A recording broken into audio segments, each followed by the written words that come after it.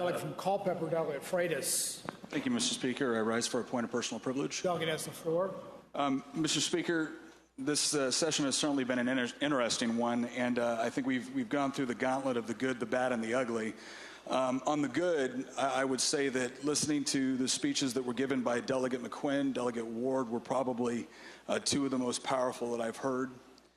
Some of the arguments that were given by Delegate Watts during the tax policy debate, I may not have agreed with the conclusions, but I would have to admit that the chart and graph game is very strong with Delegate Watts.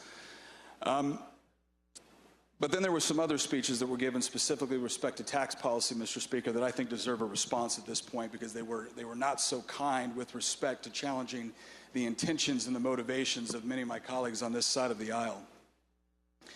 First thing I want to bring up is Thomas Sowell, who's one of my favorite economists and who's no stranger to poverty himself, used to like to say that when politicians start talking about income brackets, he knows they're not serious.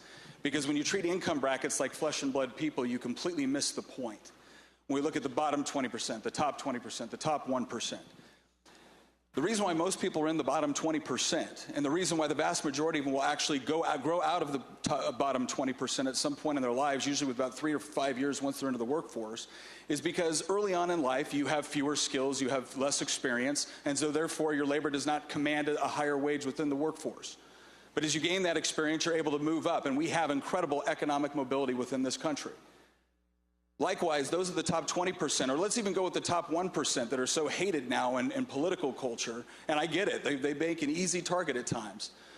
But when you look at that, many of the people, in fact, the vast majority of the people currently in the top 1% won't be there next year.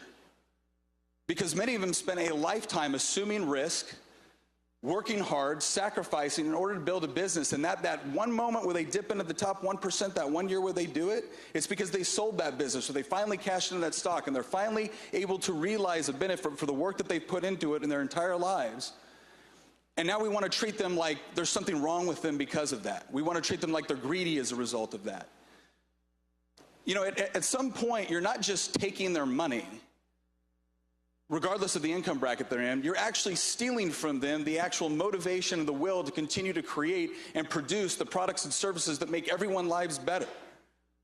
Bill Gates didn't get massively rich because he was greedy. He was able to attain wealth in the United States because we as consumers voluntarily bought his products, not because we loved Bill Gates, but because his products made our lives better. And that's always been the power of capitalism and the free market in the United States, is that everybody has an opportunity to be able to achieve that regardless of what their starting point is.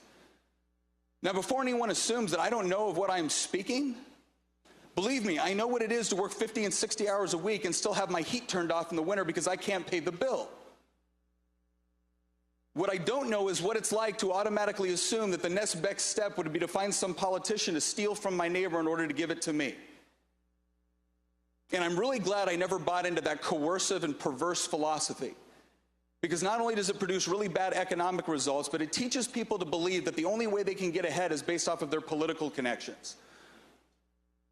Your ability to succeed in this country should be based upon how well you serve fellow men and women within the marketplace who can choose to do business with somebody else. It was even insinuated in one of the floor speeches that we didn't care about the poor, or that we had racial motivations for wanting to emphasize more tax dollars going back to the people that actually paid the taxes. That is incredibly offensive, especially when you consider some of the experiences of the people in this room and what they've had to overcome in order to get here. When you look at some of the work they do, whether it's Chris Jones and the countless hours he spends helping people afflicted with cancer, whether it's Matt Ferris and his wife welcoming tons of children into their home when they needed a safe place. And we could go on and on and on. If you want to question our policy positions, I completely understand that that is fair. But don't question our intentions and don't question our commitment to our constituents. Because we understand that genuine charity is not reaching into your constituent's pocket, it's reaching into your own. And what we're fighting for, Mr. Speaker, and what we believe in is the genuine belief that in a free market system where the government protects your property rights and is not constantly coming in and punishing your success, that everyone has an opportunity to enter into that marketplace, improve their situation regardless of who they are, regardless of who their parents were, and regardless of what the economic situation was when they might have been born. And I think that's a cause worth fighting for, and I'm proud to stand alongside my colleagues in order to do it. Thank you, Mr. Speaker.